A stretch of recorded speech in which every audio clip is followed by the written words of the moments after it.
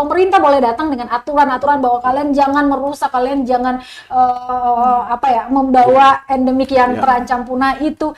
Tapi apakah pemerintah datang dengan solusi kepada masyarakat ini agar tercukupkan ekonomi mereka begitu? Oke, ini menarik. Nanti kalau saya ngomong, Ajeng pasti gimana lagi ya. Okay. Saya pernah ke sebuah tempat penangkaran kakak tua di daerah Rulung ya. Rulung. Itu penangkaran. Jadi gini, kita coba merubah mindset masyarakat untuk berpikir. Jadi mereka tuh bikin tempat-tempat untuk orang datang bisa melihat, mendengar. Jadi kayak ada rumah-rumah yang bisa ditinggalin, kemudian ada kita spending money buat mereka. Jadi sebenarnya ini bagaimana masyarakat melihat potensi yang ada, lalu dia membuat amenitasnya buat orang bisa datang, nginap di situ, dan saya datang di situ di daerah penangkaran itu. Waktu siang itu memang kita belum melihat, cuma dengar suaranya, tapi kan kita harus cari-cari kemana.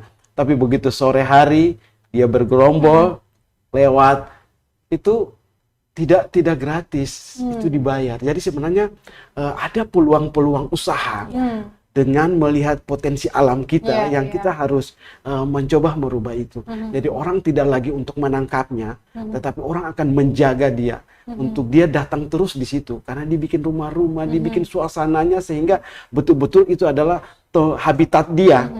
Padahal habitat itu dia datang untuk kita melihat, oh ini tuh ya, menjadi destinasi wisata tersendiri begitu ya. Itulah hebatnya pariwisata itu. Betul Pak. Jadi boleh dikatakan bahwa salah satu solusinya adalah dengan mengalihkan mata pencarian masyarakat tadi. Yang tadinya mata pencarian mereka adalah berburu burung tadi untuk diperdagangkan karena instan sekali, begitu dapat duitnya segede ini gitu kan, udah bisa bikin apa misalnya. Tapi dengan pengalihan mata pencarian seperti yang tadi Bapak jelaskan, itu salah satu contoh yang menarik sih.